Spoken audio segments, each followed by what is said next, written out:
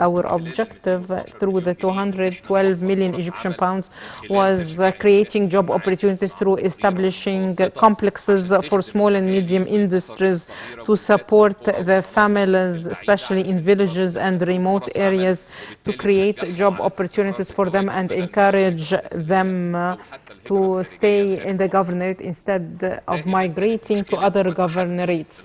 The challenge of industrial zones in Upper Egypt was no real development because of lack of infrastructure in the industrial zones, and that's why the state during the past 4 years focused on providing the infrastructure for industrial zones, in particular those in Upper Egypt. And you can see here the infrastructure for water and wastewater plants in West Girga and West Tahta, and the cost of it is 2.4 million pounds for factories to be built there and to create job opportunities. And there is also the project adopted by the president to establish a number of industrial complexes and clusters, and we have now 15 clusters nationwide, one of which is in West Gerga, and it is now ready, and it will be inaugurated in the presence of the president, and it has 187 industrial units with a cost of 1 billion pounds to provide more than 14,000 jobs, direct and indirect jobs. And this is done through providing the best infrastructure, quality, marketing buildings, customer service building.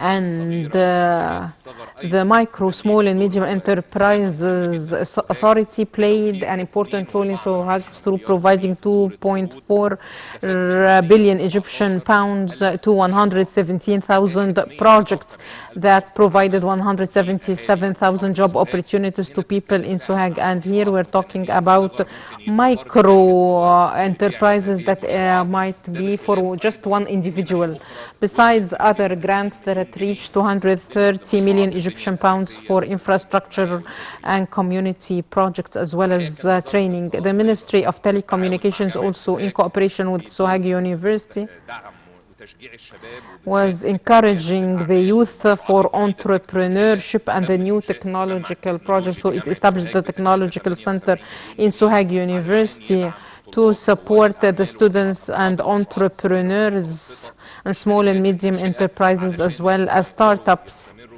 to continue and establish their projects.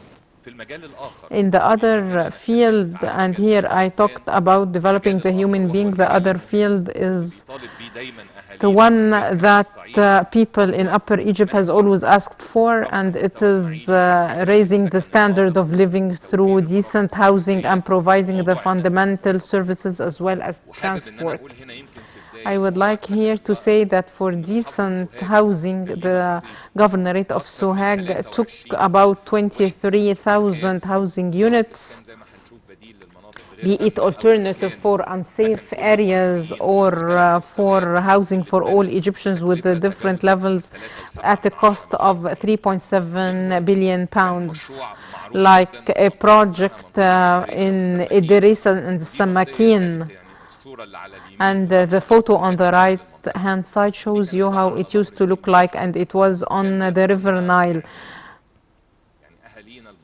And usually it was fishermen who used to live there. So the state intervened and rebuilt the same place, although it is a very special place because it overlooks the Nile. Yet we built on it and made the people get back to live in it. 4,940 housing units were built instead of the unsafe areas and the buildings that used to be there. The most important project launched by the president was the houses for all Egyptians for different segments of the community. Sohag had about 17,000 units of these housing units in New Sohag and New Akhmim cities. And I told you that in 2014, those who used to live in New Sohag were tens of families, but now in New City, over the previous period, we have built more than 10,000 units, and most of them now were booked, and there are families that already lives in them. And besides these new cities, there was the development of the old cities.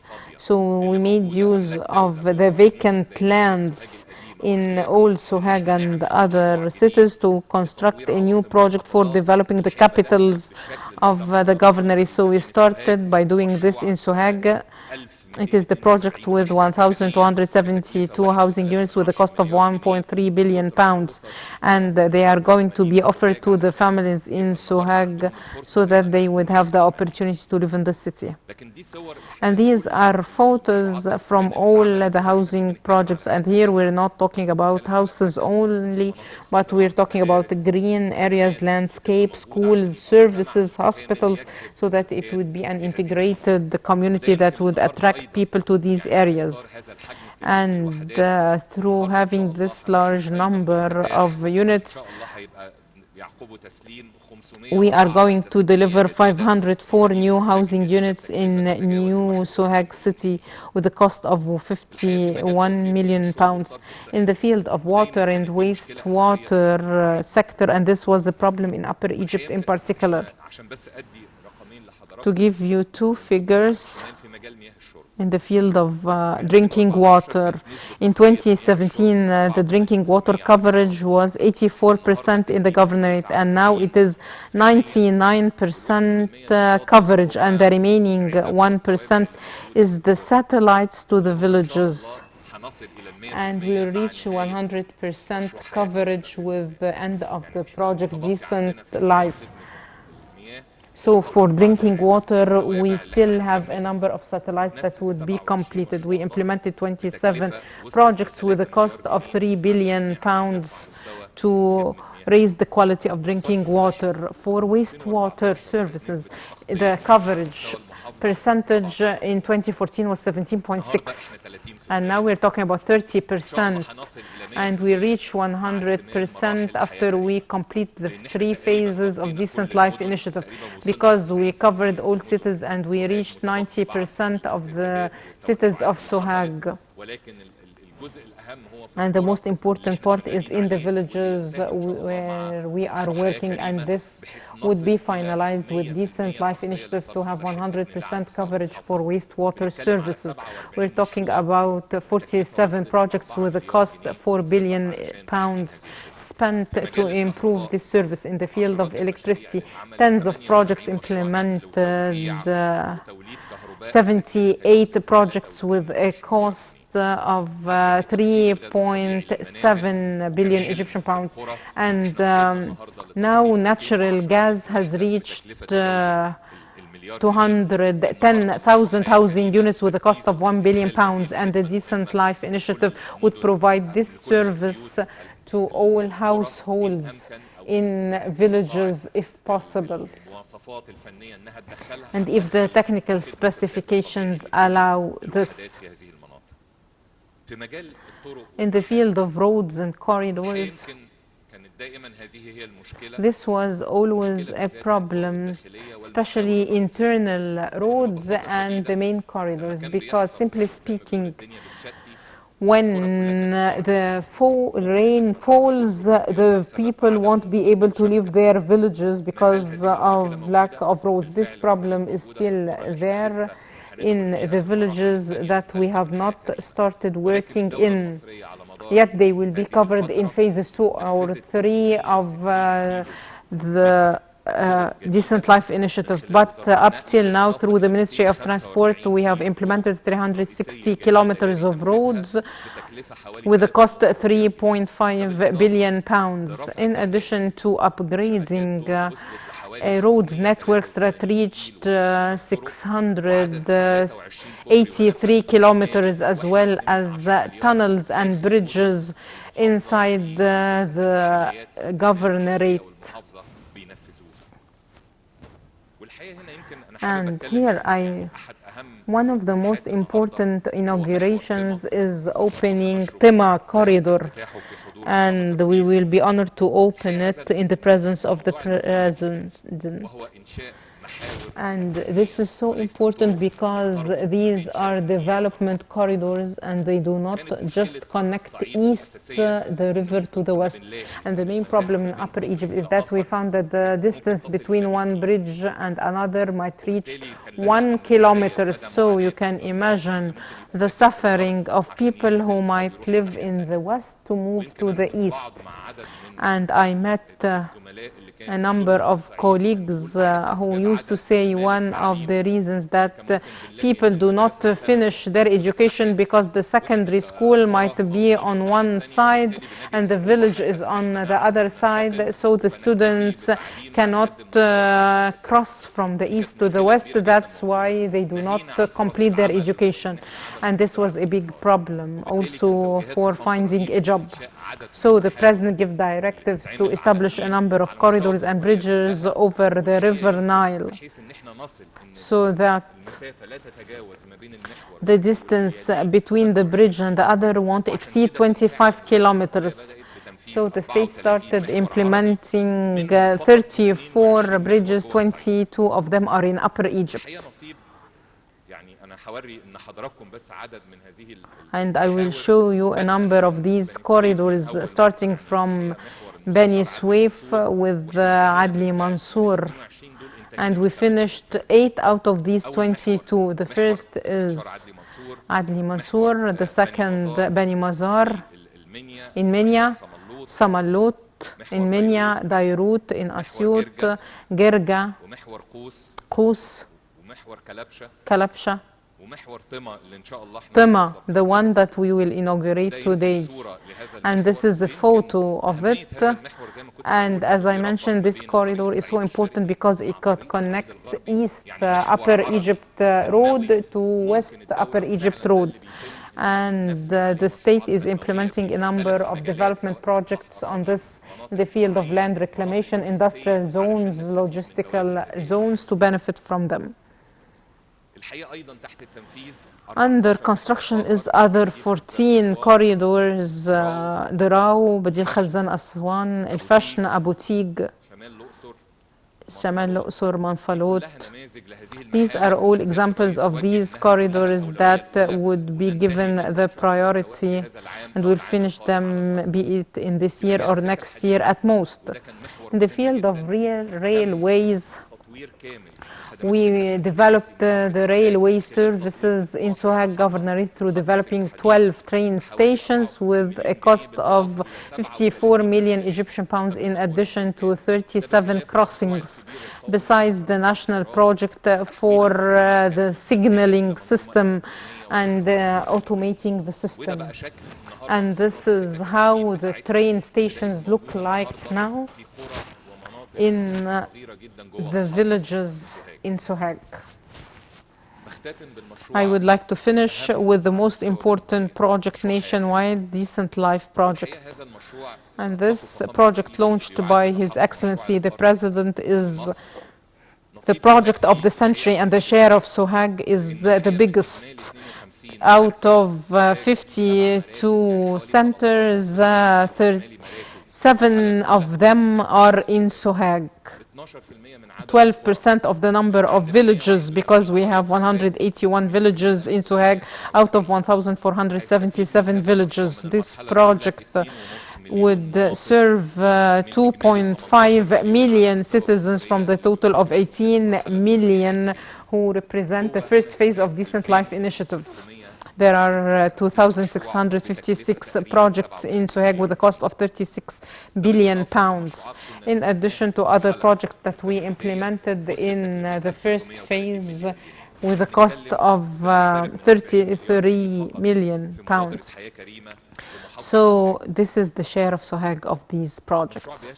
The project will be a real development of all the services, schools, elementary schools, preparatory schools, secondary schools, health units, government buildings to provide services, agricultural buildings, youth and sports centers.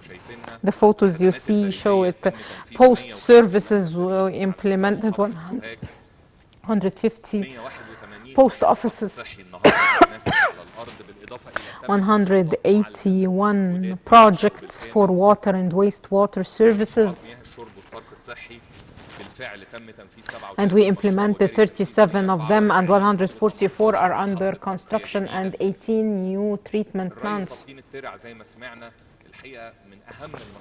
For irrigation and lining the canals, we have 14 projects that are being implemented out of 96 projects in Sohag.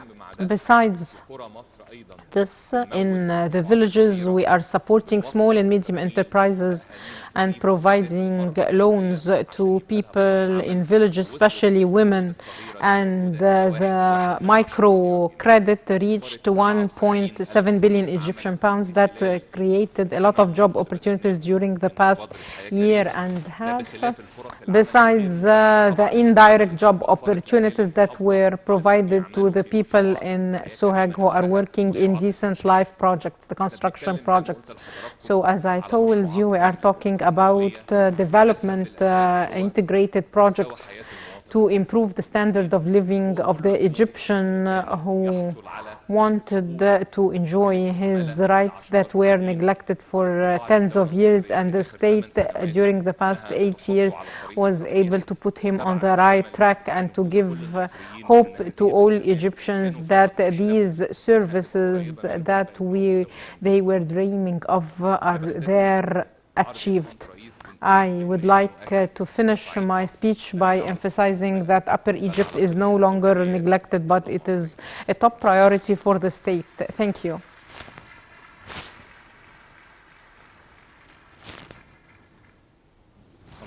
Your Excellency, the President, would we please inaugurate Tema Bridge as one of the development corridors over the River Nile, and it was constructed by the Ministry of Transport.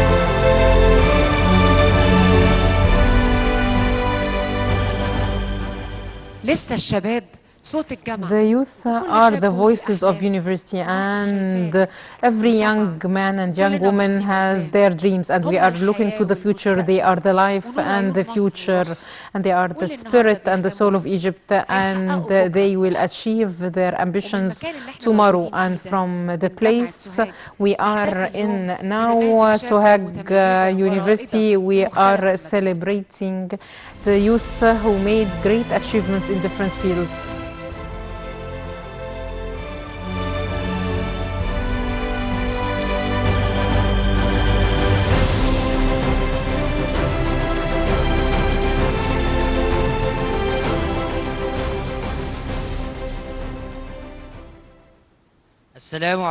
Peace be upon you.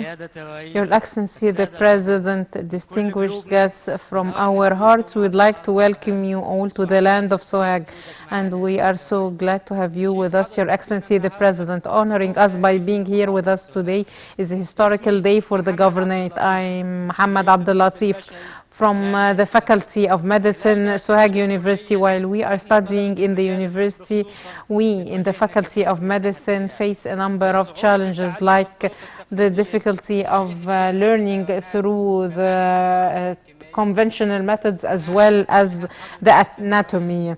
And according to your directives and Egypt's Vision 2030 and your support to scientific research and innovation, I, with my colleagues, came up with a solution through the Technological Medical Unit, in which we use artificial intelligence and the hybrid reality to have this interactive program to support the students to study and also reach this content at any time from anywhere.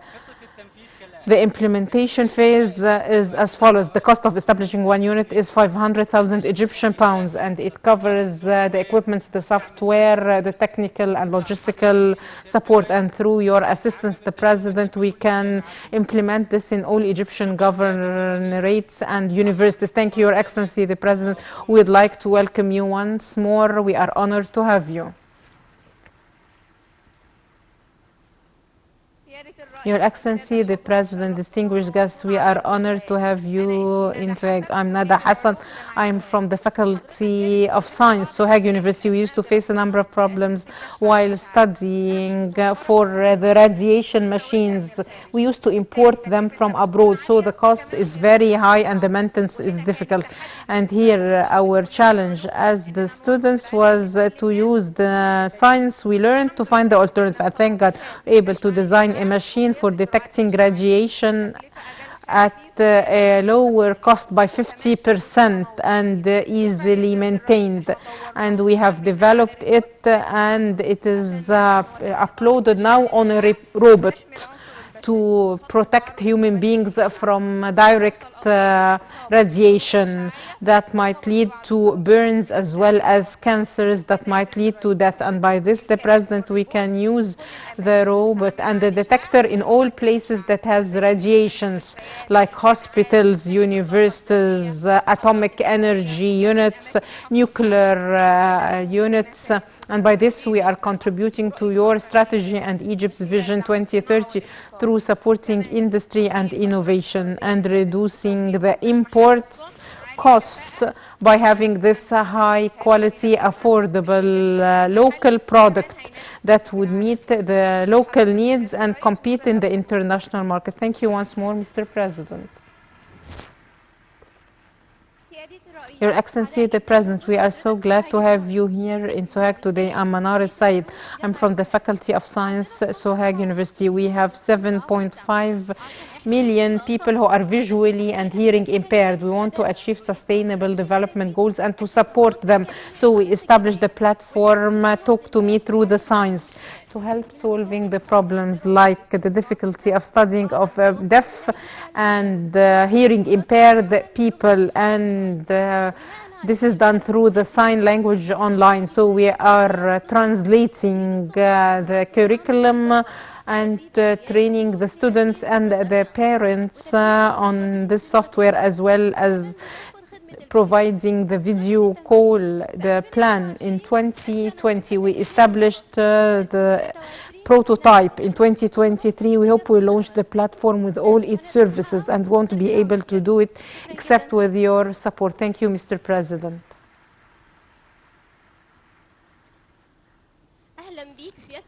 Welcome, Mr. President. I would like to welcome all the participants. I'm Hagar Ahmed from Agriculture Faculty, Sohag University. Egypt is an agricultural land, and one of the challenges we are facing, especially in the fields, is the waste of thousands of tons of fruits annually that are being disposed of. And you launched the early detection of obesity among the pupils in elementary school. So within the Egypt Vision 2030, I and my colleagues found the solution. We developed snacks out of dried fruits without any sugar or any artificial additives. And it has 6 grams of fibers, 340 kilocalories. In 2021, we started the plan and we're able to reach a true prototype of the product. And this encouraged us to establish a startup. In 2022, we produced half ton. And with your assistance and the support, we are able to communicate with the EBDA initiative to help us have our factory where we produce 50 to 60 tons of dried fruit monthly, and we can export these products, and by this we will bring hard currency to our country. Thank you. Your Excellency, the President would like to welcome you and the guests in Sohag Governorate. I'm Ayman Murad from the Faculty of Science, Sohag University. We had a challenge in a number of fields like health, agriculture, water, and antiquities. So we, as plasma applied lab, started thinking of using plasma.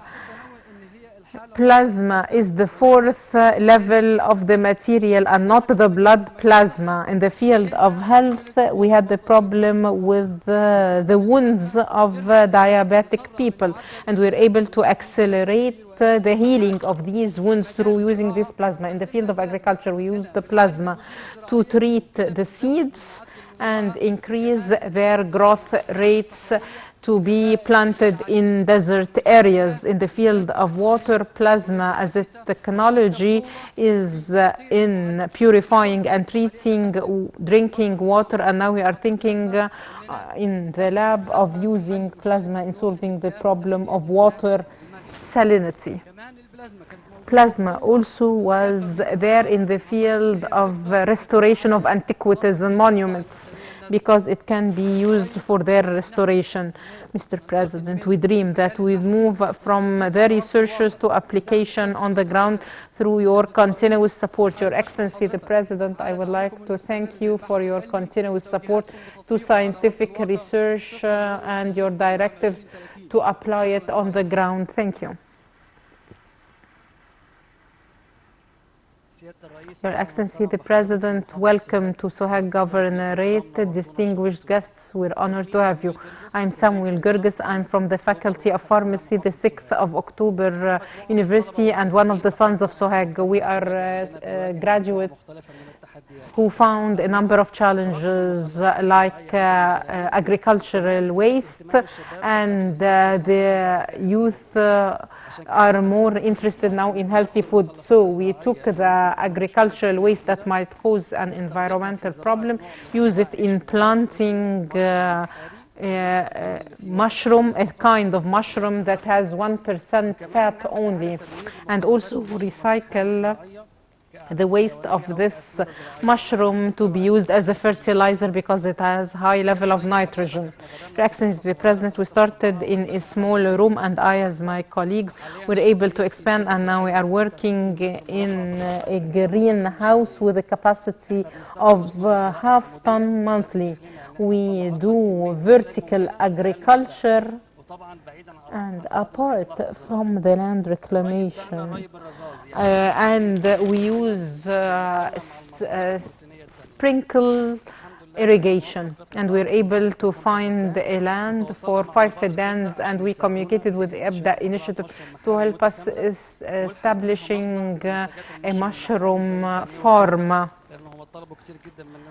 and we can use it in producing other products, and we can do other partnerships with ministries like the Ministry of Health, Ministry of Trade and Industry, and Ministry of Tourism. At the end, Your Excellency, the President, we're honored to have you all in Sohag.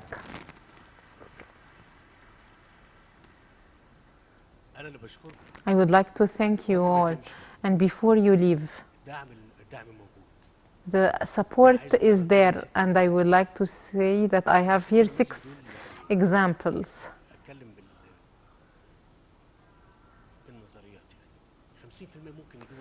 50% of them can be lucrative and successful, and maybe all of them 100%. I'm saying this not to you, but I'm saying this to us. Let's dream and seek attaining this dream and believe in our dream, and not say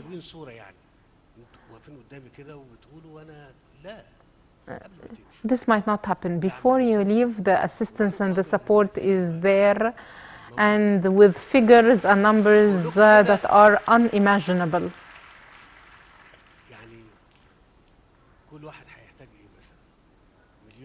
Would each one of you need 1 or 2 million? so that it won't just succeed as an idea but as a project, a real project. اول كلام اللي قاله سمير والبدايه من محمد والزملاء اللي اتكلموا كلهم والزميلات طبعا. With all the ideas you made, اتكلموا كلهم. لا احنا جاهزين. we are ready. وانتوا واقفين كده قدامي هقول مبدئيا كده اهو الارقام اللي انتوا بتحلموا. The figures that you are dreaming of, or not even dreaming of, will be provided to you all, not from the government. Why not from the government? Because I have other things prepared for the government. Dr. Mustafa and the government are under a lot of pressure. What Dr. Mustafa mentioned right now was about just one governorate. Half of this was done outside the Decent Life Initiative, and the other half was done through Decent Life Initiative. And he said that what is spent up till now is 7 trillion pounds. So I would like to say to all Egyptians that the 7 trillion is a very modest figure in front of the dream we have.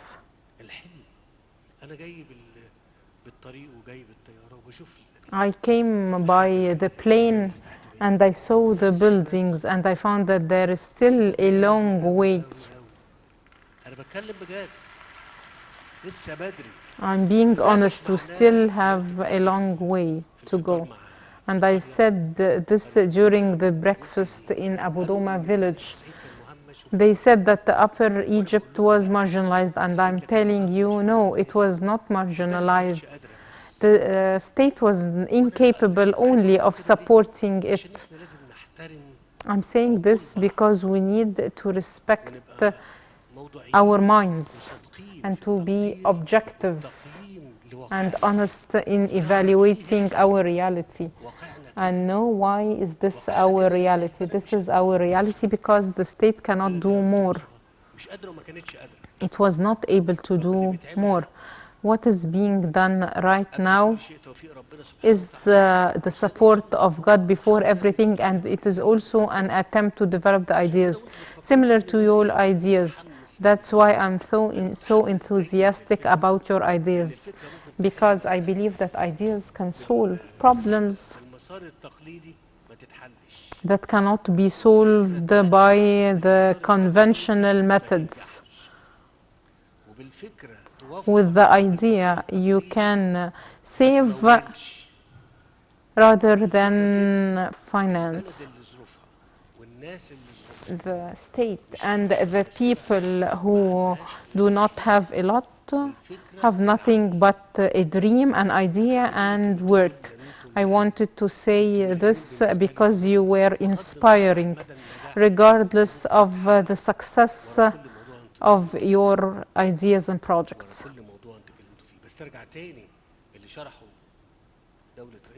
Let me again say that what the Prime Minister explained is something we should think of, not only people in Upper Egypt or Sohag. I'm speaking here about all Egyptians, and I will give you an example. I follow the social media and the comments, and I found some people say, isn't this amount of roads enough? This should be the first thing that should be done, the roads network, so that you can reach us and we can reach you. So I say that people who say so live in places where they did not find a problem in mobility.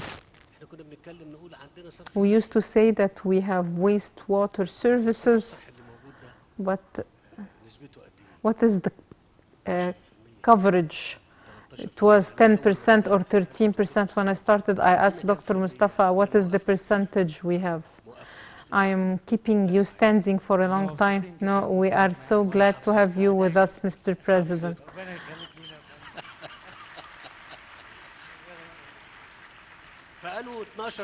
So they said 12 or 13%.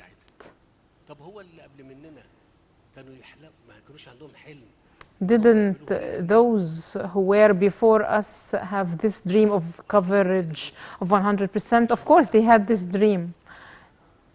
Do you know what I'm saying this? I am saying that so that you would think thoroughly before saying a word, because you will be held accountable for this word before people, history, and God.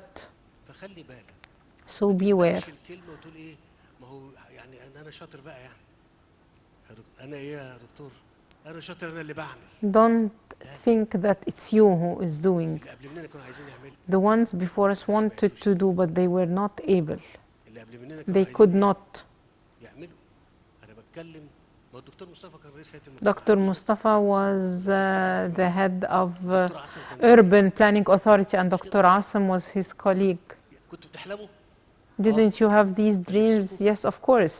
Didn't you want to do it? Yes, but you were not able to do it because you did not find what helps you do it. خلينا نتكلم في النص And this would make me talk about the other part. The first part and the figures that Dr. Mustafa mentioned, سعيد جدا although he was so happy about them. And of course, I'm so glad with these figures, but this figure is minimal. 7 trillion is minimal عايزه 70 because this country needs 70 trillion 70 تريليون rather. ورب يخلينا يعلمنا ويفهمنا ان احنا نشوف And we wish ونفهم we would be able to see and understand what we see. This country needs 70 trillion. What we're doing here in Sohag is 100 billion. What about the other governorates? How many governorates do we have? طب هو اللي ناقص And what is still missing? هو اللي اتعمل تشغيله بكام And what is the operational cost of what we did? People who would work in the post office, what is their salaries? How would you maintain it? It's so good that you built a school, but how you are going to maintain this school? What is the cost of maintenance? And what are the salaries of the teachers? You built a hospital, it's good, انت عملتها دي هتشتغل but how would this hospital operate? كل يوم What وكل شهر وكل سنه is its operational cost? مش بالكم يا شباب مصر If you, the young people of Egypt, ان كل الكلام اللي كان do not realize that all what was said was talking about the attempt to reach the normal figures العلميه for the scientific rates that say how many schools we need per how many students. ماشي داخل في سبق داخل في ايه You are in a race. ايه السبق سبق ان انا عندي نقص اولا في عدد الفصول انا بجيب مثال You واضح have كاشف عندي عدد فصول a small number of classrooms available now, الفصول ده بيقابلوا and تقديم خدمه تعليميه لاولادنا these classrooms should provide an educational service. The number of classrooms we have now are less than what is needed, really. الاول عايز تسد So you need first to narrow the gap between the number of existing classrooms and the needed ones. دي فجوه This is a gap. ثم Then كل سنه every year الحجم you need to build for the future القادم and the newcomers. لو النهارده بيخش في التعليم If انجاب عندنا 2 مليون the birth مليون rate is 2 million or even 1 million, you need how many classrooms every year for them? When we calculate the things we need, that we found that we need 60,000 classrooms per year, with an assumption that we met the gap. هنبقى محتاجين نزود كل Then we will need to increase every year 60,000 classrooms. 60,000 فصل طب الفصل بكام؟ What is the cost of every classroom? بيعرض هنا السكن Dr. Mustafa here was talking about housing unit, and he mentioned 400 or 500 housing units, and the cost was 51 million. So I was calculating yesterday to establish new 200,000 housing units. I found that each unit costs 700,000 700,000 Egyptian pounds. يعني ال 200,000 بكام؟ This means that the whole cost would be 140 billion pounds. يبقى نرجع للفصول تاني. لو انا النهارده عايز اعمل So let's get back to classrooms. If I want to construct 60,000 classrooms every year after narrowing the gap, then I need at least 60 billion Egyptian pounds. And then I need to take into account the teacher, the administration. شغال مع المدرسه بكام ومنين؟ How much would all that cost? Why am I saying this وانا بتكلم في حاجه while you're talking about something different? All these are related to each other. So when I find a dream غيره الحلم ده ممكن يتعمل منه حاجه and something can be done, ربنا يوفقه. I won't say may God help him with it. I would say let me support him. يجيب لي حاجه الخمس ست فدادين بتوعه دول Maybe his 5 or 50 fidans حاجه جنب حاجه جنب حاجه جنب support one project beside the other, beside the third, would change things in this country. I'm saying this النمو السكاني because the overpopulation عام جديد is a very important issue. Many happy returns to you for the new year, and we are here on a nice day, but this should not prevent us from thinking together and reminding ourselves of the reason of the problem. مشكله The reason of the problem, it is not corruption ولا of the government or administrative corruption or marginalization. اقول لكم حاجه بسيطه يعني I will tell you something simple. كويس يعني ايه I know يعني ايه يعني ايه قرش what is the penny, يعني ايه بفضل الله سبحانه وتعالى يعني ايه دوله and I know, thanks to God, what is a state. A state can be very big with you and your ideas and your efforts.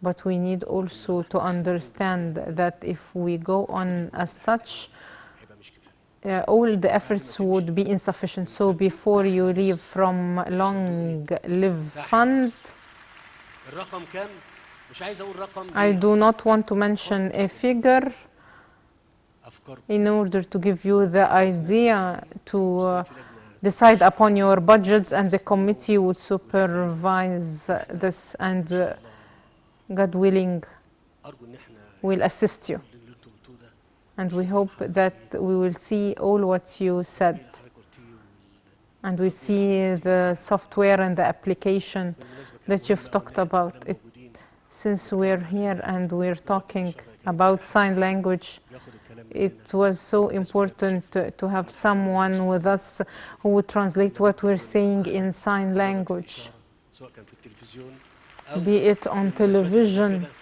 or in such حد events. موجود معانا تسمحوا لي اتصور معاكم Can I come and take photo with you? It's an honor to have a photo with you, Mr. President.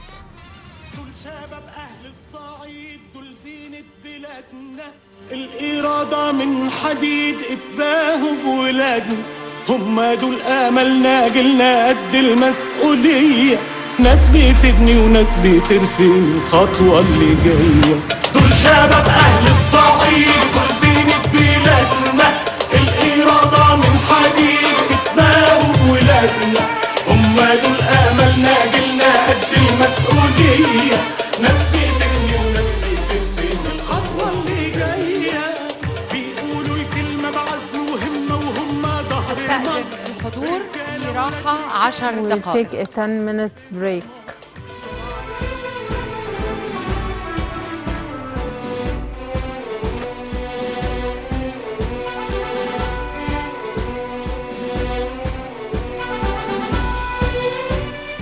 اهلا بكم مشاهدينا الكرام من الجنوب من صعيد Dear مصر من viewers from محافظة Upper سوهاج. Egypt, أهل Sohag Governorate, والكرامة والشهادة. the people of generosity and courage, progress cannot be achieved without will and action. He who overcome challenges won't ever know the word impossible, and thanks to God and to the leadership and to its people is achieving the impossible. And now, as we have seen the visit of President Abdel Fattah al-Sisi in Doma village in Tema, in Sohag. This tour of the President, during which he visited a number of projects for decent life initiative that was implemented on the ground, and the people from Upper Egypt are reaping its fruits. مبادرة حياة كريمة والتحالف الوطني للعمل الأهلية والتنموية حيث وجه سيادته الشكر The President extended thanks شاركوا في هذه المبادرة to all those who participated in this initiative or in the National Social Civil Development Alliance started implementing this project under Decent Life Initiative. The President thanked them all and supported volunteer action that is considered to be one of the main elements of sustainable development to provide a decent life to all people in Upper Egypt and achieve the sustainable development agenda in Egypt. The President said that in this village what was implemented والثالثة من أجل الارتقاء بجودة حياة المواطنين وأثناء تفقده and while he visited the village he visited نقطة شرطة أمدومة وأيضا تفقد the police station as well as the medical unit in Doma that was upgraded and developed to be part of the universal health coverage. And the President during the tour talked about the disease that eats up any development, which is overpopulation, and he talked to the people about considering overpopulation to provide good education and the medical and health services to the citizens, as well as job opportunities. That's why overpopulation should be reconsidered. The total number of projects in Upper Egypt cost 1.5 trillion pounds. So we are talking about quarter of the cost of projects in Egypt is the share of Upper Egyptian governorates. During this phase, more than 7 trillion Egyptian pounds were spent. If we talk about the share of Sohag governorate in these development projects, we find that more than 102 billion pounds were spent in these development projects that made Upper Egypt a happy region in Egypt, as these projects met the needs of the citizens there and provided to them thousands of job opportunities. We are talking here about a total 7 centers that Decent Life Initiative implemented the projects in, about 2,877 projects in 81 villages and 1,123 satellites with a total cost of 40 billion pounds. 7 centers: سقلطة، دار السلام، جرجا، المنشأة، المراغة، البليانة، طمة. In which Doma village is the village that the President visited a while ago.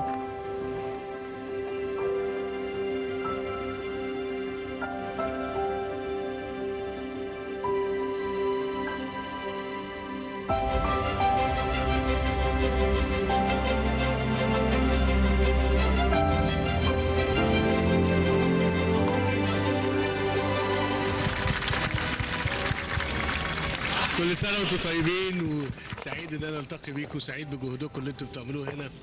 بس تحيا مصر ان شاء الله بيكم، وان شاء الله ان شاء الله. بس خلي بالكم احنا لسه المشوار دي اول مرحلة، لسه في مرحلة تانية ومرحلة تالتة، وعدينا مع الناس في ريف مصر كله ان احنا هنعمل ال3 مراحل، بس بيكم ان شاء الله وبكل اللي بيتطوع او كل اللي بيعمل معاكم يعني. بوجه له الشكر وبوجه له التحيه وبقول له انتوا بتعملوا حاجه جميله قوي، بنعمله لبلدنا ولاهلنا اللي ما كانش عندهم امل قبل كده. لكن ان شاء الله ان شاء الله ان شاء الله بيكم وبفضل الله قبل مننا كلنا نخلص المراحل.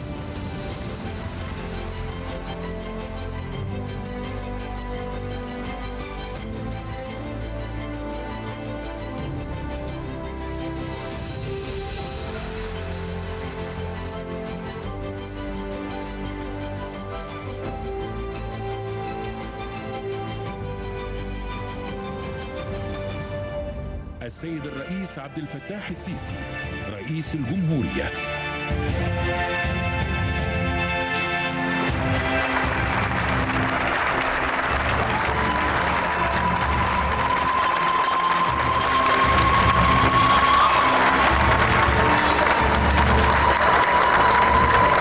سعيد ان انا اشوفكم والله. الله يبارك فيكم، الله يبارك فيكم. اهلا وسهلا بيكم. طب استريحوا، طيب من فضلكم استريحوا، اتفضل. متشكر متشكر، اتفضل.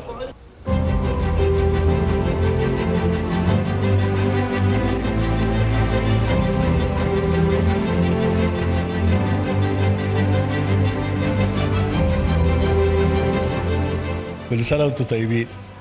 متشكر جدا، متشكر. ما الصعايده يا جدعان، امال ايه؟ الصعايده يا جدعان بجد اهل عزه واهل كرم واهل شهامه واهل مروءه، يعني هم زياده شويه. والله واحنا خدعنا وانت كفايه نصرفنا على الارهاب، ويوم الارهاب انا والله كنت نبيت نبكي للصبح والله، ويشهد على ربي قبلك انت وعلى اللي شفته من الحمد لله على كل حال. والله العظيم اللي حمى مصر ربنا، والله العظيم اللي حمى مصر ربنا. انا بحلف وهو يعلم ما في نفسي.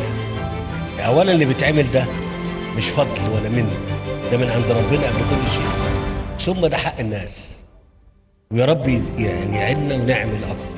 بحبك يا ريس. شاكر جدا، شاكر. 5 يناير ده هيبقى عيد قومي أول لسوهاج لن يمحى من الذاكرة. بشكر حضرتك على حاجتين. أولا دعم المرأة يا فندم اللي اتمكنت في كل المجالات. تاني حاجة بلدي سوهاج اللي الله أكبر دخل التطوير في شتى المجالات يا فندم. احنا نظمنا نفسينا بشكل مختلف شوية وربنا هيوفقنا لده، فالأمر كله مش لينا، ليه هو. نقول له يا رب تاني وزيادة، واحنا نعمل كل حاجة حلوة. احنا سعداء ان احنا شفناكم، وكل سنة وانتم طيبين. وان كان عليا انا الف الدنيا واجي للناس واقعد معاهم كده، ان كان عليا انا احب اكون كده قاعد كده. اصل انا واحد بسيط يعني، مش متشكر متشكر. 8 سنين من حكم الراجل، مش 30 سنة ولا 80. عمل حاجات عايزة لها سنين. قوى شرطة، قوى جيش، ظبط لنا منظومة العيش.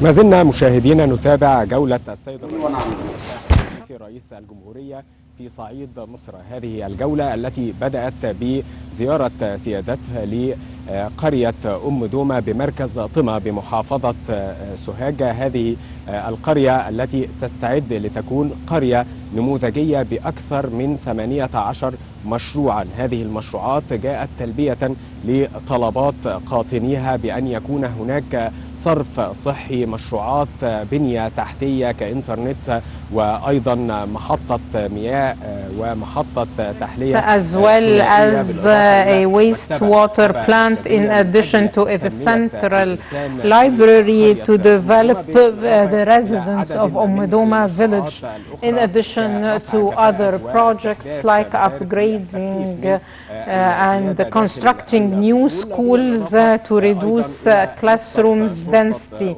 In addition to Duma police station, the ambulance, the fire stations, as well as other service projects that would reduce the burden incurred by the citizens. And this all turned Duma into a small city that has all the services needed by the citizens. These are the first visits of the president, and I'm standing now in Sohag University that has more than 11 faculties that serve about 70,000 students, in addition to 15,000 postgraduate students. And as we have seen, President Sisi listened to a presentation from the Prime Minister, as well as an introduction about a number of researches conducted by the citizens and the students. And the President promised them to assist and support their projects, and this won't be incurred by the state budget, but it would rather be provided by Long Live Egypt Fund. And he said also that 7 trillion Egyptian pounds now were spent to develop the quality of living in Egyptian villages, but this is insufficient because the dream of the new republic needs more of that. And also he encouraged the students to work, to be patient, to achieve the impossible, as the impossible is never met without strenuous efforts and work. This is new Sohag University. This university that was constructed, it has the faculty of medicine, faculty of dentistry, faculty of science, labs, as well as a hostel, in addition to the central library and the sports center. This is considered to be a part of the development projects that take place here on the land of Sohag to support the students and the people.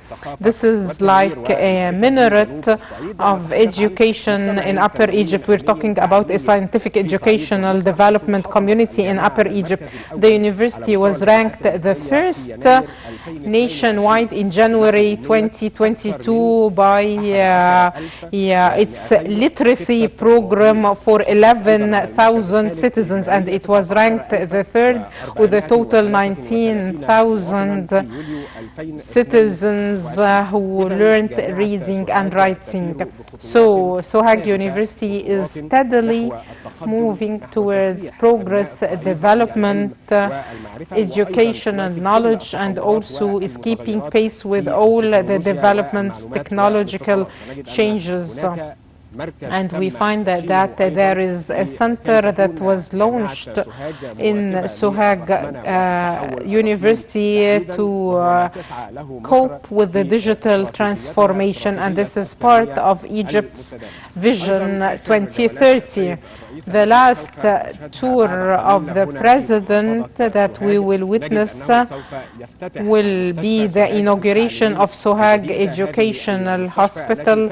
This hospital that serves not only people in Sohag but also people from nearby hospitals and nearby governorates. And the cost of this hospital is £1,170,000,000, and this hospital has 47 beds for intensive care, as well as 10 operation rooms, And it has 3 buildings. The first part is for the reception, and the second the educational building and the faculty of medicine, and the third is the service building, and it provides all services of the hospital in addition to 268 beds and a department for out clinics, and there are 12 surgery rooms. So we are talking about these projects in Upper Egypt that achieves development through education, health, and industry.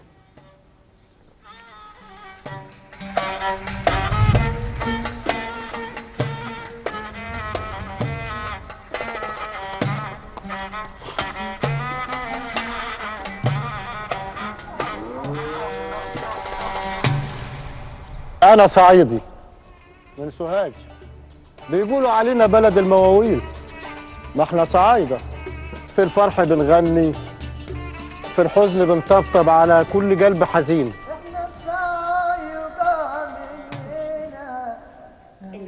من الأرض دي بدأت السيرة، سيرة الأولاد والجدود. سلو بلدنا إن الكلمة عهد ملناش في اللوع. قالوا الصعايدة منسيين، ويمكن ده حصل لسنين 100 سنة وفوقيها 50، لكن احنا في كل مكان راح تلاقينا. خلي اللي يقول يقول يابا. العهد الجديد جنة بالخير. سوهاج هي الاساس وهي المنبع. ما فيش زي سوهاج ولا جمال سوهاج. في حاجات ايجابيات كتيره حصلت في سوهاج. هنا احنا هنكون باريس التاني تقريبا بقت جنه. روح الأرواح يا جميل يا جميل يا جميل. نهضة صحة، تعليم، كهرباء، مية، زراعة، صناعة، حياة كريمة لسوهاج. والأساس إن حقك كإنسان في الحفظ والصون. ما تحكي لنا يا شيخ زين. شوف بعينيك سوهاج الجديدة، مش مجرد عماير وبيوت، دي روح جديدة تدب في قلبك روح. مليارات اتصرفت في مكانها الصح علشان تعمرها بمباني وأسواق ووحدات صحية ومنطقة صناعية وغيرها كتير، والنتيجة مستقبل بيتبني لكل جيل. والله سوهاج الجديدة العاصمة الإدارية بتاعت سوهاج نفسها حاجة كده زي ما بنقول عندنا احنا في الصعيد إن هي جاية من بحري. احنا هنا بنتمتع بحياة آمنة. يعني أنا جيت من شهر 5 اتغيرت عما أنا جيت، بقيت أفضل. فيها إمكانيات كتير وفيها شغل كتير. نفسي أسكن هنا ونفسي أجيب عيالي وأسكن هنا. سلام يا أرضنا يا غيطان الفلاحين، يا ورشة الصنايعي، يا بحور الصيادين. طول العمر كان الفقير فقير.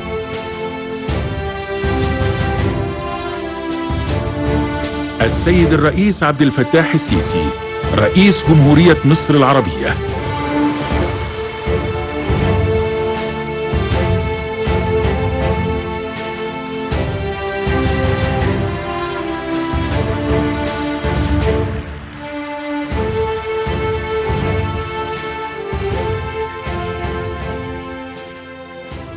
السيد الرئيس عبد الفتاح السيسي. President Abdel Fattah al-Sisi, the President of the Republic, ladies and gentlemen, distinguished guests, the state believes that industry is the doorway to industrial development, and it creates a competitive edge, and Upper Egypt needed to have a part in the industrial development plan. Now we will see the industrial cluster in Gerga in Sohag that provides 178 industrial units that targets food processing projects, engineering and chemical industries.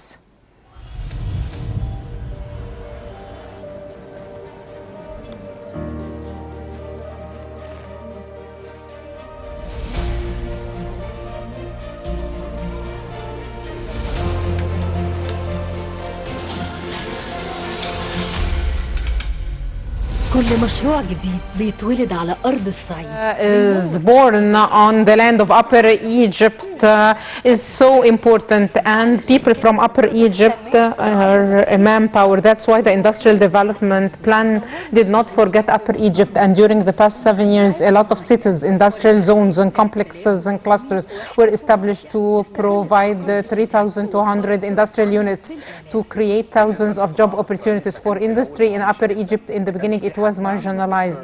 No one had an industrial idea or was thinking of processing anything. When President Sisi assumed office, he supported industry in Upper Egypt. More than an industrial cluster was opened in Sohag, West Girga, El Kausar, El Haywa.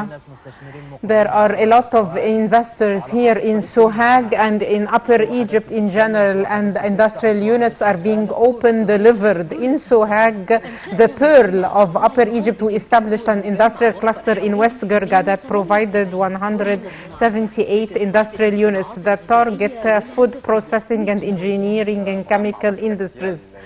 The cluster made a lot. The investors in the past used to build on plots of land, so things were done randomly, and they had difficulties in getting the licenses, the permits, and the infrastructure, but the cluster solved all these problems.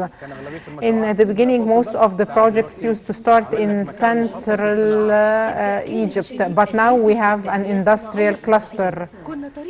We were the beginning for every investor, worker, and manufacturer to develop local industry and to localize industries as well as create job opportunities. Now we have minds that think of industry and think, why don't we manufacture this here? So now this helps the investors overcome all difficulties. In the industrial cluster in West Girga, there is a partnership between Aryan Group and the EBDA initiative. And I did not meet a problem in establishing my factory. I'm manufacturing an Egyptian product. Since day one, development industrial plans in Sohag was the priority. We have partnerships to construct new factories, and in the meantime we supported manufacturers with innovative ideas to develop their plans. We supported the manpower and the raw materials. All manufacturers and importers are invited to be supported with all the procedures they need to establish a factory, and after this we can help him with any complaint. Once we have a complaint, we communicate it to EBDA initiative. EBDA initiative facilitates all our procedures. I had the problem with electricity, so I phoned them, and thank God I received electricity. EBDA initiative is a main element to our success. It solves all problems. It thinks of developing industry, and it suggests to investors the projects and the industries that the state needs and would be lucrative for the manufacturers. We realize that comprehensive development won't be achieved with strong industry and Egyptian factories.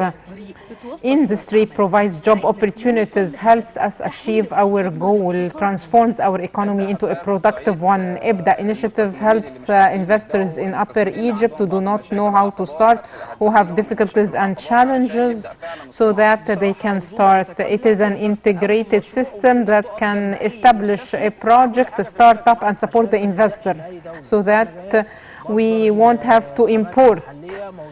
Since we have the raw material in Egypt, every day is better than the other day, especially through the president's support. When we open new projects, we create job opportunities for the youth. Today, we are proud that we are part of developing industry in Sohag.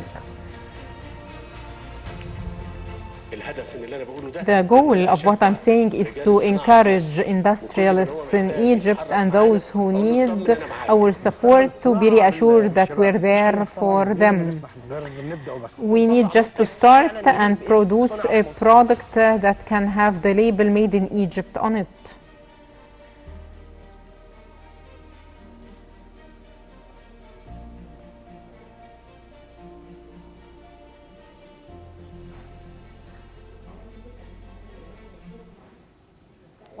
And now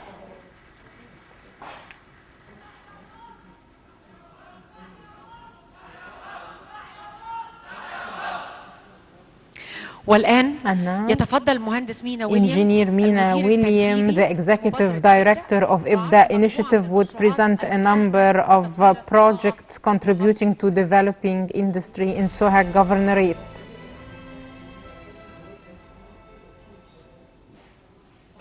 Your Excellency, the President, distinguished guests, would like to welcome Your Excellency to Sohag Governorate, one of the governorates that the IBDA initiative worked on to support industrialists and factories. Upon your directives, we started building on what is existing. So when West Gerga industrial cluster was submitted, we went there to talk to the industrialists and investors to provide them with the assistance in cooperation with the Ministry of Trade and Industry, Industrial Development Authority, and we supported a number of factories that started production. Let us now inaugurate with you 3 factories as a model for the factories that were supported through the initiative in West Gerga Industrial Cluster. We'll inaugurate the first factory, plastic factory, Mr. Muhammad Ahmed.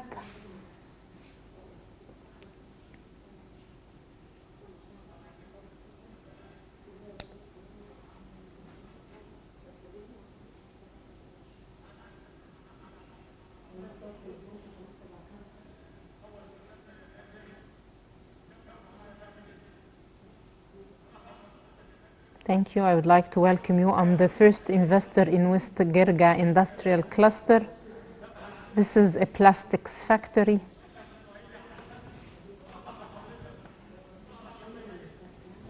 And we thank you, the President, for your support, and we are so glad that you are here in Sohag Governorate. This is a polyethylene plastic factory.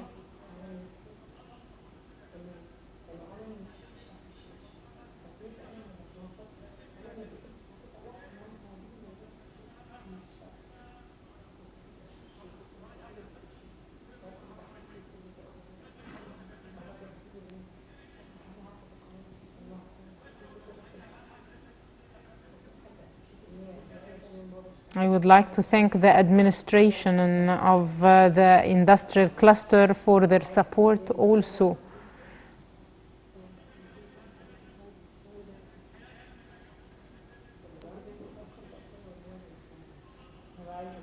And I would like to end by saying that much better things are coming, and long live Egypt.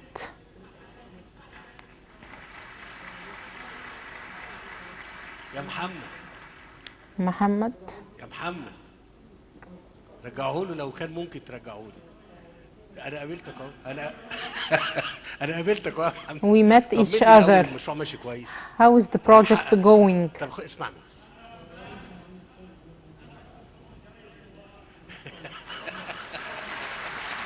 I wanted to meet you, Mr. President, face to face. I would be glad and honored to meet you, but I would like to ask you, how is the project going? Because it is so important for us in every event to make people understand that on 60 Fidans we constructed this industrial cluster. And this does not mean that I'm saying agriculture is not important, but I mean to say that the 60 Fidans helped with the 178 industrial units. How many employees and workers do you have? ايوه لا اللي عندك انت بس شغال عندك كام واحد؟ 10 15 20 young man. انا هقول رقم ما ننساهوش. I will say a figure. I have 180 factories. If each one of them has 20 workers, then the total is 3,600. 180. طب خد بس يا محمد اللي يهمني. أنا بقول لك كده ليه؟ Why am I saying that? To tell people النهارده أنا لما بكون عايز أوفر فرص that when I want to provide job opportunities, and we said we will do this in Upper Egypt, and we can do this 10 times or 20 times, and I will do them in non-agricultural lands, to leave the agricultural lands for the plantation and the production. ويبقى أنا النهارده إذا كان الفدان بيشغل And if the فدان هنا في المكان ده بيشغل 20 وممكن يبقى أكتر من can have 1 or 2 workers, here in the factory we have 20 workers. طيب متوسط المرتبات اللي أنت What is the average wages? متوسط المرتبات اللي أنت بتدفعها كام للشباب اللي عندك؟ أعلى حاجة وأقل حاجة. The minimum and the maximum. The minimum is 2,000. أيوة. وشطارته. Everyone according to his skills, of course. The minimum is 2,000 and the maximum. طبعا وشطارته طبعا. قدراته. القطاع 4. And the maximum is 4,000. And of course you will increase the wages and the salaries غير 2000 جنيه في أي حتة تانية. when you produce more. مش سوهاج بس. And I'm saying people to Upper Egypt that we can do 20 other industrial clusters. I saw the mountains and the plain area around it. And I'm saying this to every governor, and I'm saying this to ourselves. This can be housing units for the workers of the industrial clusters. And we need a lot to meet people's needs. Congratulations. I would not want to ask you how much do you earn, because you are just starting, and don't worry about the Minister of Finance. بتكسب كام بقى يا محمد؟ بتكسب كام بقى؟ How much do you earn?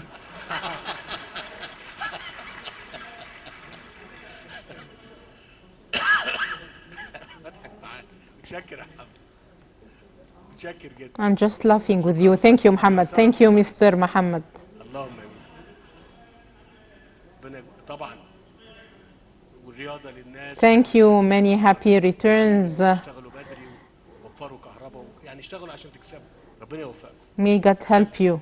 شكرا أستاذ محمد. Thank you, Mr. Muhammad. أستاذ أحمد عنتر اتفضل. Father's factory, Mr. Ahmed Antar. I'm Ahmed Antar from Asyut Governorate. I am from West Gerga Industrial Cluster. And the factory is a father's factory. We are honored and glad to have you with us, the President, today. Ahmed, you produce 5 tons per day? Yes, 5 tons per day is the capacity. Per hour. How many hours do you work? 40 tons per day. So you work 8 hours a day. Yes, 8 hours a day. Do you want to work more or you do not need?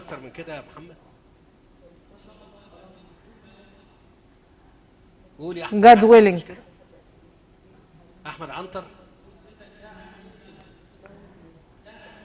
God willing, in the future we might do it so long as Your Excellency is supporting us. اتكلم معايا كده زي ما بكلمك. ما فيش مبادرات ولا بتاع، خليك في اللي في دماغك.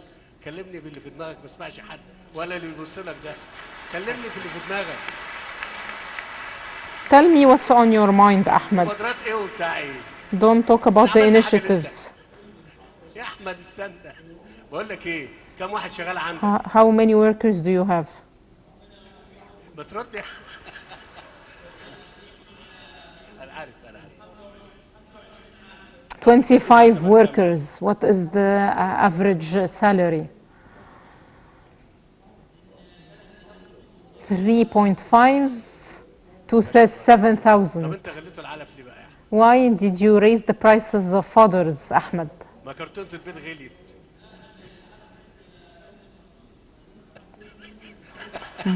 Mine is not expensive. صحيح بجد يا احمد. Really?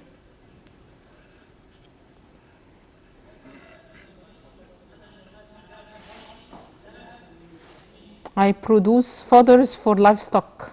طيب الدنيا ماشيه معاك كويس. Is everything going fine? I can see a lot of birds inside your factory. العصافير بتاكل العلف. The birds eat the fodder.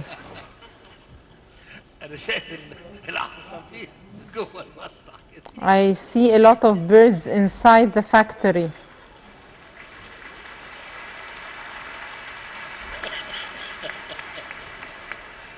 ربنا يا رب يوفقك يا احمد. May God support you, Ahmed, وتعمل اكتر. and do even more. وتسهل للناس اكتر. We're honored to receive you in Sohag Governorate, Mr. President. يا احمد كلمني انا ومالكش دعوه باللي بيبص لك. Ahmed, talk to me and do not look at those who are looking at you. Congratulations, Ahmed. Thank you. خيرك يا احمد. توفيق ان شاء الله. شكرا استاذ احمد. Thank you, Mr. Ahmed. الرياضي بالشراكه مع ابدا.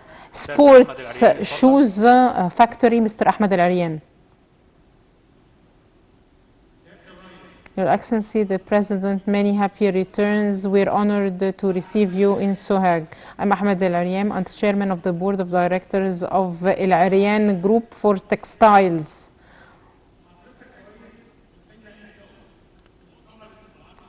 During the previous industrial conference, you told us to start. So we started. And in West Gerga Industrial Factory, we have the first factory for sports shoes in Upper Egypt. And we have a dream to expand our factory and to bring the biggest factory in the Middle East with 500 machines that can produce 10 shoes per day. And by doing so, we are providing job opportunities for the youth, and we are reducing the imports.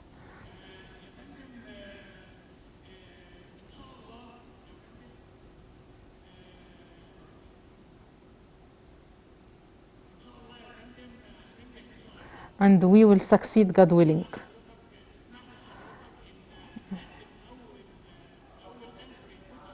And let us provide the first 1,000 sports shoes to the initiative Decent Life.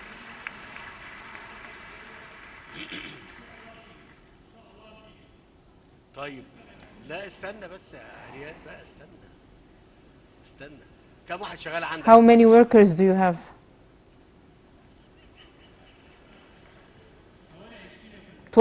مرتباتهم كم؟ What are the salaries?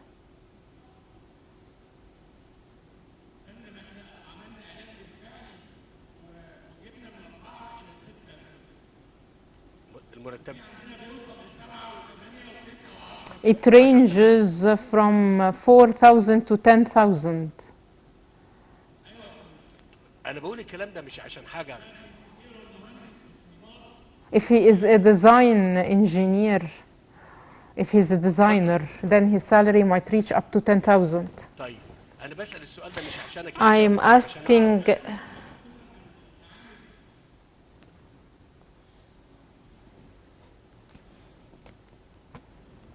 اتفضل يا احمد.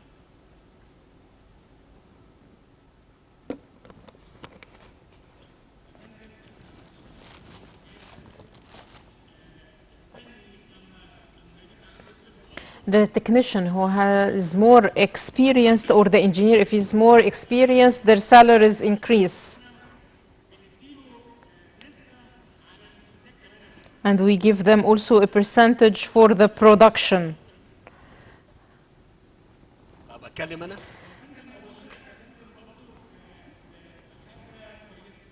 And we have a nice piece of information that we agreed with the company that would provide us with the 500 machines,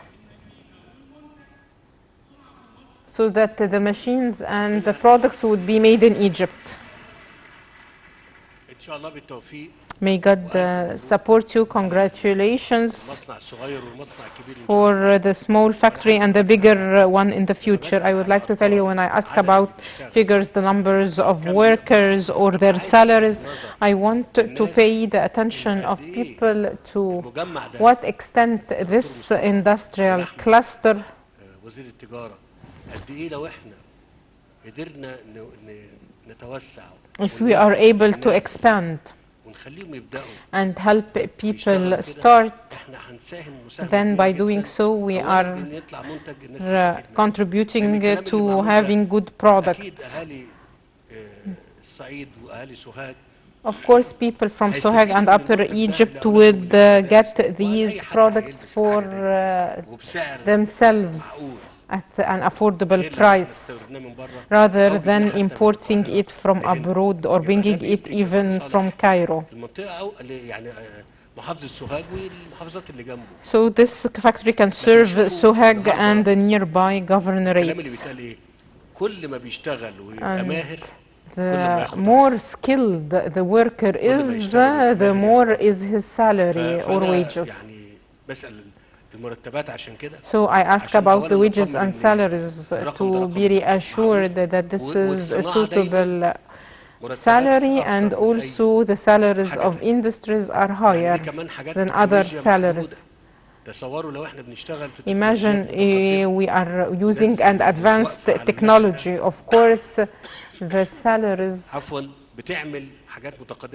would have been higher. كل اللي هطلبه منك وده محتاج ان احنا كدولة نساهم معاك ونساعد معاك فيه ان موضوع البحوث وجودة الانتاج that the quality of products would be something we'd focus on, and we would help the factories with if they need training, if they need experience, so that your product can be competitive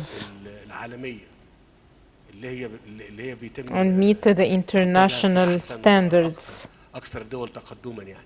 طب أقدر أسألك أرباحك الشهرية كم تقريبا؟ What are your monthly profits?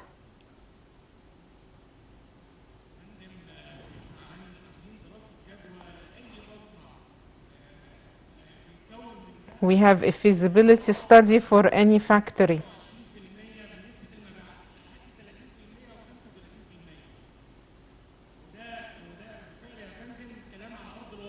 It is 23% up till 30% of the sales.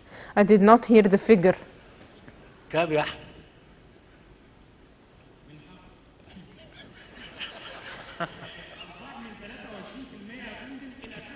The profits range between 23% to 35% of the sales.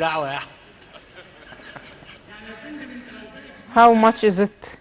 If you sell for 100,000, then the profit is 23% of the 100,000 after deducting all the costs. هبعت لك الدكتور معيط على طول. I will send Dr. Ma'it to you. ربنا يوفقكم ويا رب تبقى قد كده 10 مرات and we wish your profits would increase more. هوصيك على حاجة انت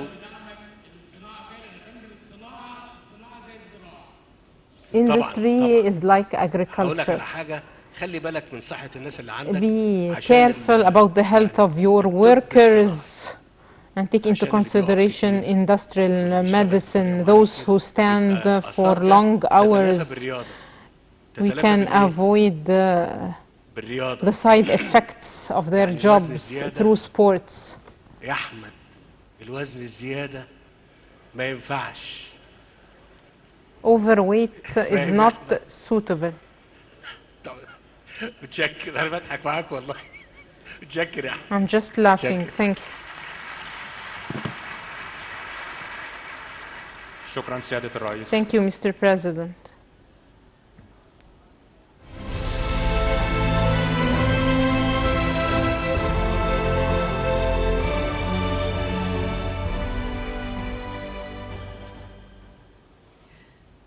الفن لغة Art is a language through which we tell our stories and draw a photo, and art is known, the folklore. And we have a lot of talented people. When you listen, you find the feelings filling you. People in Egypt are the mirror of arts, and arts is the mirror of people. And today we will have with us artist وائل الفشني and Sohag troupe.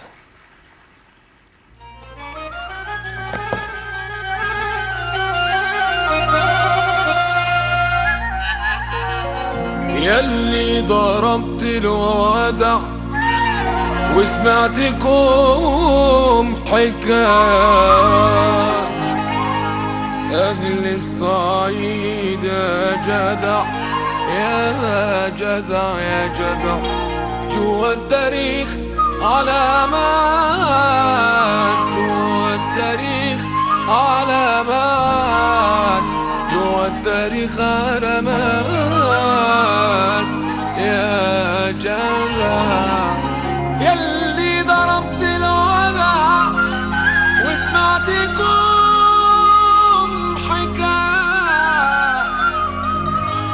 أهل الصعيد يا جدع أهل الصعيد يا جدع يا جدع جوا التاريخ علامات علامات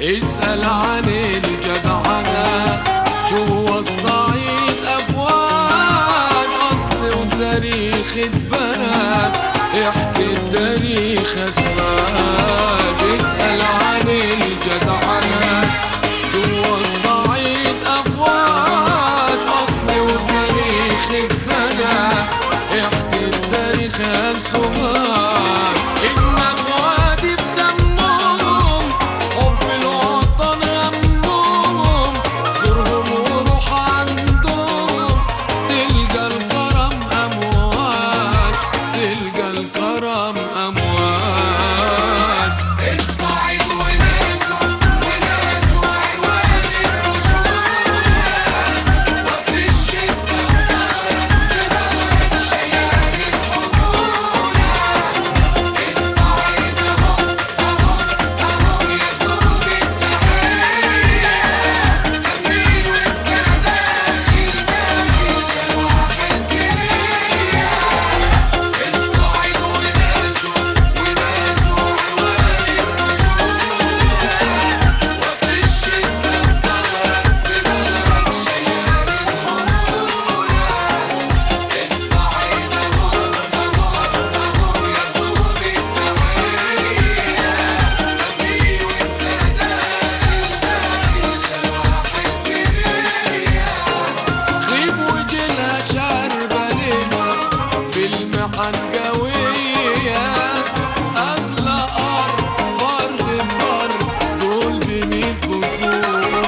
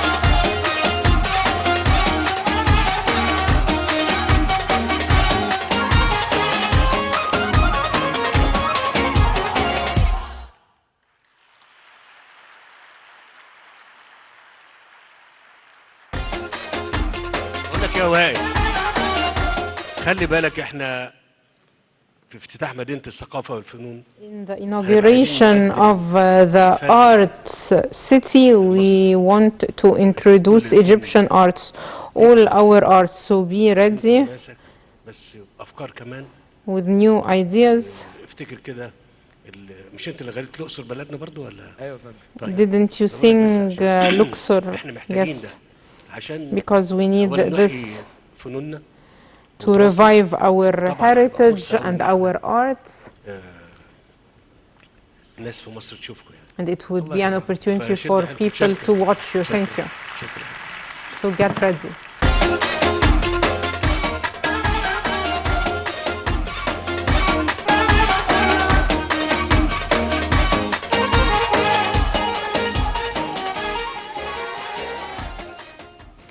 لكل اللي اشتغل. For all those who worked and were patient until they achieved and give ideas in love of people and the country, so it became his right to be honored and appreciated by this country. And now the time of the award and the honoring. President Abdel Fattah Sisi, the President of the Republic, would you please join us on stage to honor the people?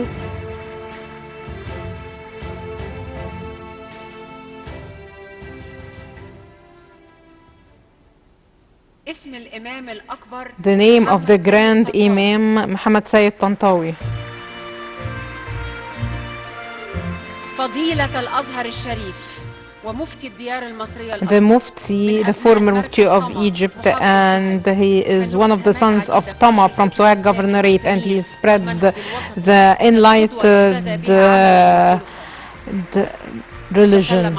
And his son, Councillor Amr Muhammad Sayyid Tantawi, received the award on his part. Captain Aliya Thabit,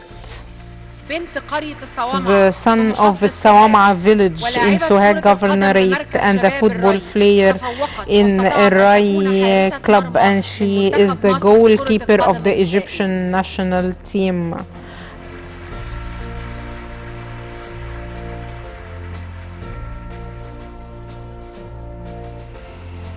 The name of Major General Martyr Farag, the assistant to the Minister of Interior, who became a martyr in Kirdasa while purifying Kirdasa from terrorists, and he refused to sit behind the armored vehicle and he became a martyr.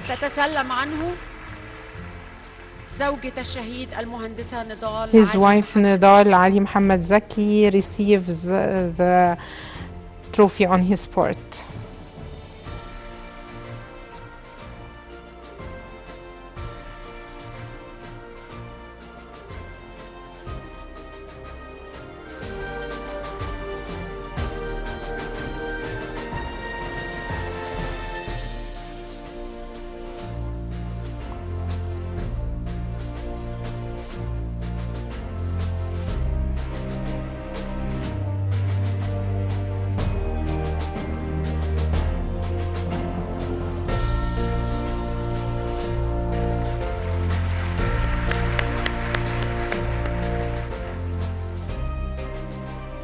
السيدة صفاء أبو الحسن Miss Safa Abu al-Hassan Ismail Zad, Deputy Head of the Council of Tema City and a devoted employee who contributed to improving the lives of a lot of people in Sohag through her contributions in a number of decent life projects.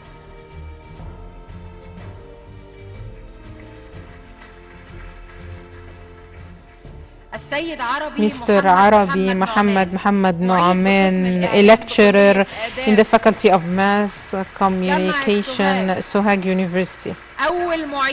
The first blind lecturer in Sohag University after he was ranked the first over 4 academic years.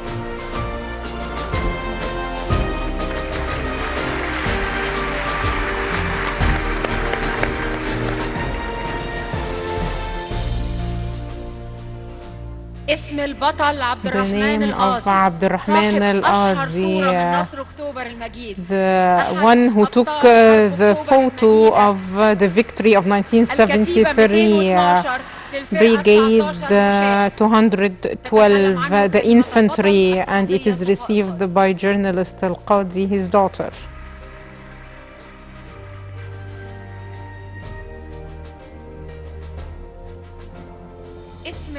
The name of artist George Sidham from Girga, Sohag.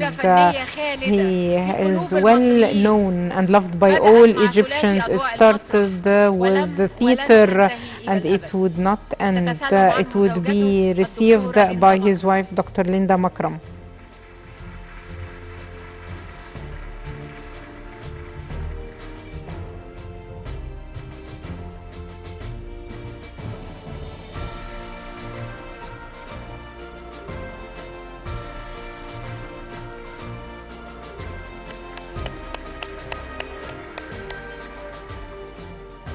اسم الشهيد البطل The name of martyr Islam Ahmad Abdel Men'am from Dar es Salaam, Sohag Governorate, who became a martyr while participating in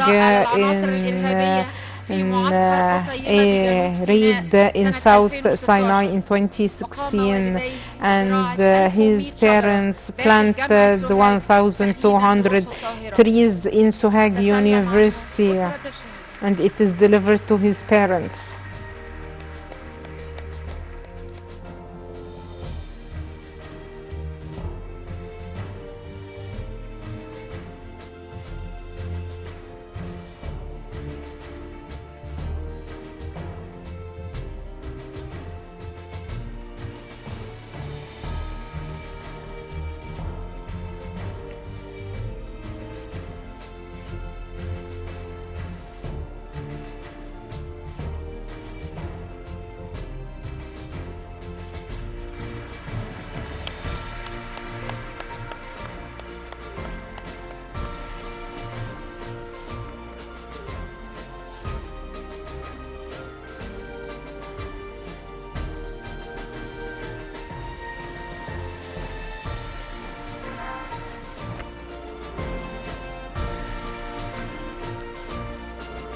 السيدة هيام عبد السميع صاحبة ورشة الكيان للمفروشات وإحدى النماذج workshop for textiles and an entrepreneur from Upper Egypt who inspired a lot of young people in Egypt.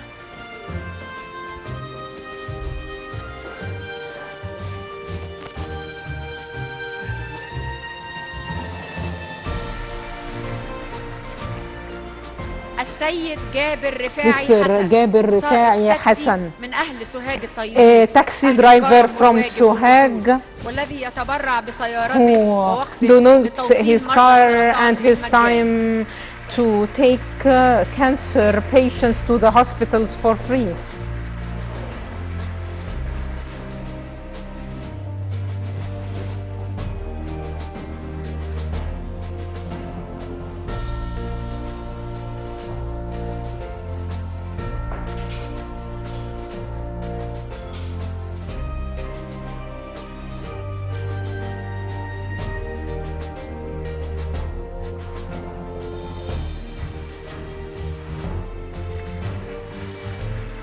والآن And now فليتفضل السيد رئيس the الجمهورية speech of the president. كلمة سيادة.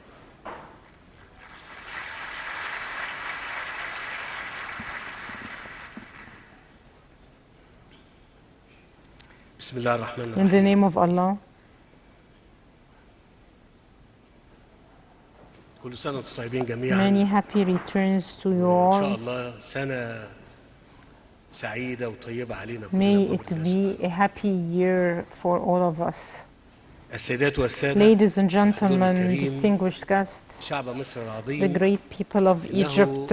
لمن حسن الطالع. It gives me pleasure أن أستهل زياراتي. to start my visits in the beginning of the new year 2023 with this visit to Sohag Governorate, the heart of Upper Egypt. أرض الخير. The land of good, أصالة وبلد authenticity, wisdom, on which land civilization started thousands of years ago when our grandfathers started constructing the land. And I'm so glad to be here amongst the people of Sohag in particular and people of Upper Egypt in general, especially that they are known for their generosity, kindness and bravery. I would like to seize this opportunity to extend appreciation to all Egyptians, the great people of Egypt who proves every day that his roots in the land of history inspires him to take steady steps towards the future with a strong will. Ladies and gentlemen, our kind people in our kind Upper Egypt, I'm so proud to witness today all these achievements and the big dream come true. And it has become a real concrete steps on the ground, and these achievements were extended geographically and complemented sectorally and built by strong Egyptian arms capable of turning the dream into a reality and creating hope through work. I'm proud that we are witnessing today the construction everywhere in Egypt, on top of which is Upper Egypt, that has suffered a lot. That's why my directives were clear to all state institutions to put the development of Upper Egypt as a priority and to complement all our efforts to achieve development leap whose impacts would be directly reflected on the citizen, be it on the level of services provided to him, especially in the fields of health and education, or to construct and develop the infrastructure. In parallel to the major national projects implemented to enhance the state assets and to raise its ability to support the economy, I would like to emphasize with a real will that we are moving forward in our path to develop Upper Egypt and to work seriously and exert all efforts to achieve for our people in Upper Egypt the development, the stability and quality of life they deserve. The great people of Egypt, the Russian-Ukrainian war is completing its first year, and it is the war that started after COVID-19 and increased its negative impacts on the world economy. And no one was immune from these impacts, and the world economies had suffered greatly.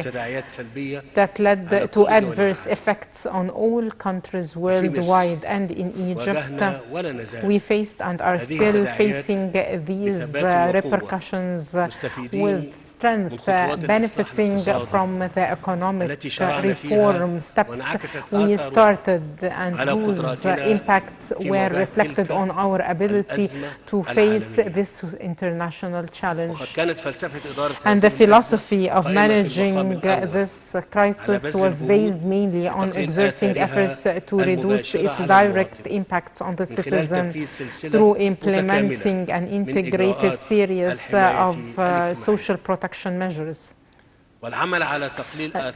In addition to working on facing the inflation waves that hit the world and overshadowed everything, in parallel to these measures, the state worked on enhancing the role of the private sector as well as attracting direct investments to support the macroeconomic indicators and implement the initiative to localize the industry and to support exports to reduce the payment balance deficit that is reflected on the annual import bill.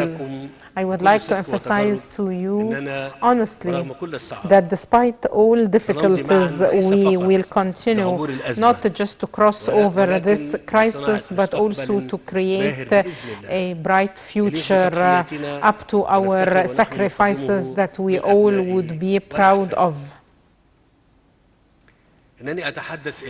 I'm talking to you while I'm confident in the ability of our nation and have hope for its future. Egypt, the great country that taught the world and its people how its civilization and the miracle can be made, is capable of writing history once more with a national Egyptian effort, and through this the dreams would be achieved, and through the will we would overcome these challenges, and God willing with us all. Long live Egypt, long live Egypt, long live Egypt, and peace be upon you.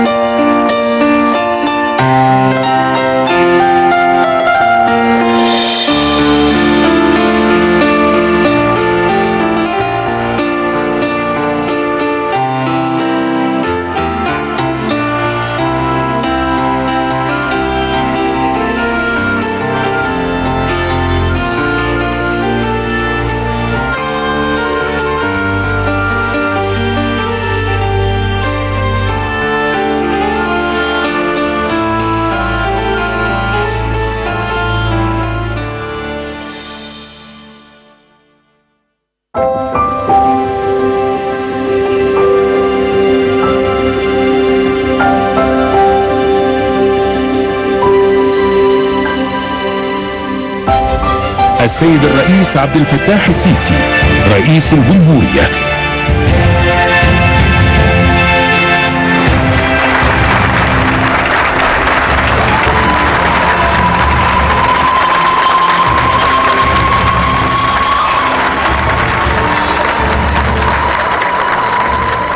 سعيد ان انا اشوفكم والله. الله يبارك فيكم، الله يبارك فيكم. اهلا وسهلا بيكم. طب استريحوا، طب من فضلكم استريحوا، من فضلكم. متشكر متشكر، اتفضل.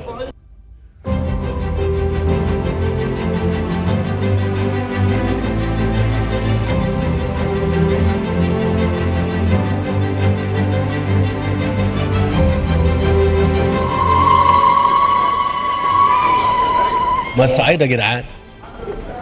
امال ايه؟ الصعايده يا جدعان بجد اهل عزه واهل كرم واهل شهامه واهل مروءه، يعني هم زياده شويه. والله واحنا خدعنا وانت كفايه نصرفنا على الارهاب، ويوم الارهاب انا والله كنت نبيت نبكي للصبح، والله ويشهد على ربنا قبلك انت وعلى اللي شفته من الحمد لله على كل حال. البسطاء الذين احببتهم فاحبوك. والله العظيم اللي حمى مصر ربنا، والله العظيم اللي حمى مصر ربنا.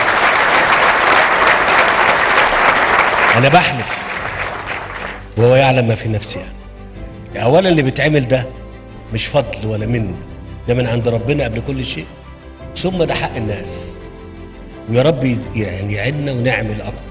هز لقاؤكم مشاعري وكياني، أعطيت مفتاح السماحة والندى، روض السماحة يانع الأغصان. الحلم يا أبا محمود لديك سجية، والحلم دوما في حمى الشجعان. عايز أقول لكم خلي بالكم قوي مع أولادكم وبناتكم اللي هيتجوزوا جديد، خلي بالكم المشكلة في مصر كلها دايما، على الأقل في السنين اللي فاتت كلها، كانت هو إن حجم قدرات الدولة مش قد قدرات شعبها. يعني زي أي أسرة هنا، أنا عندي طفلين 3 4 5 زي ما يكون. يعني لو عندي فلوس بزيادة هعمل لهم كل حاجة حلوة. طب لو معيش مش حق. لازم تعرفوا الحقيقة، وأنا بكلمكم وبكلم من خلالكم كل الناس في مصر. احنا طول ما النمو السكاني بنزيد، ما حدش بنقول لا بنقول ما تخلفش ولا حاجة، بس هقول لكم على حاجة برضه عشان الناس الطيبين يقول لك ايه، بيجي برزقه. كلام حقيقي، ما حدش هينام من غير عشاء، لكن طالما بيجي برزقه ما تقولش للدولة هاتيله بقى، ما تقولش. مش هو سبحانه موجود؟ اطلب منه يديك. ده فهم خاطئ. ده فهم ايه؟ فهم خاطئ للدين. لا يكلف الله نفسا الا وسعها. الموضوع ده بينطبق على كل شيء. اوعى تفتكر ان احنا هنيجي نقول للناس في التأمين الصحي الشامل ده ان في حد مستثنى. مش واصله يا دكتور مصطفى للناس. لا، ده كل انسان موجود هيبقى داخل المنظومه، اللي يقدر هيدفع، واللي مش هيقدر الدوله هتتكفل بيه. والدوله زي ما بقول محدش مننا ولا من المسؤولين، لا اللي اتعمل لكم ولا اللي هيتعمل ان شاء الله حد بيجيب حاجه من جيبه. ده من جيب بلدنا، ولو بلدنا جيبها مليان اكتر من كده هنعمل اكتر من كده. بحبك يا ريس. شاكر جدا، شاكر. 5 يناير ده هيبقى عيد قومي أول لسوهاج لن يمحى من الذاكرة. بشكر حضرتك على حاجتين. أولا دعم المرأة يا فندم اللي اتمكنت في كل المجالات. تاني حاجة بلدي سوهاج اللي الله أكبر دخل التطوير في شتى المجالات يا فندم. احنا نظمنا نفسينا بشكل مختلف شوية وربنا وفقنا لده. فالأمر كله مش لينا، ليه هو. نقول له يا رب تاني وزيادة، واحنا نعمل كل حاجة حلوة. احنا سعداء ان احنا شفناكم، وكل سنة وانتم طيبين. وان كان عليا انا الف الدنيا واجي للناس واقعد معاهم كده. ان كان عليا انا احب اكون كده قاعد كده، اصل انا واحد بسيط يعني، مش متشكر. 8 سنين من حكم الراجل، مش 30 سنة ولا 80. عمل حاجات عايزة لها سنين. قوى شرطة، قوى جيش، ظبط لنا منظومة العيش.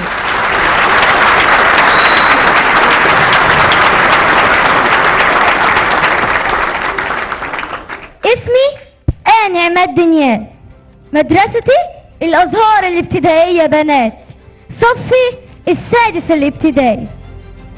نزلت يوم 30 ومعايا الملايين علشان مصر تبقى لكل المصريين. يا كل شعبنا، دي مصر حبيبتي ولينا كلنا. مسلم مسيحي الوحدة تلمنا.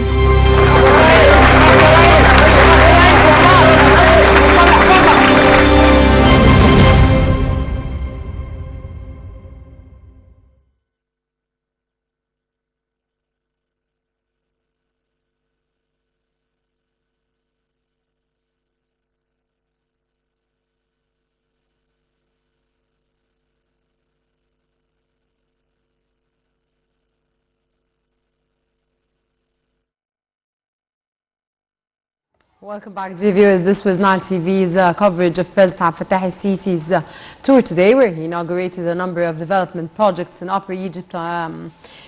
President Abdel Fattah al-Sisi inaugurated the Sohag Teaching Hospital and visited the new Sohag University.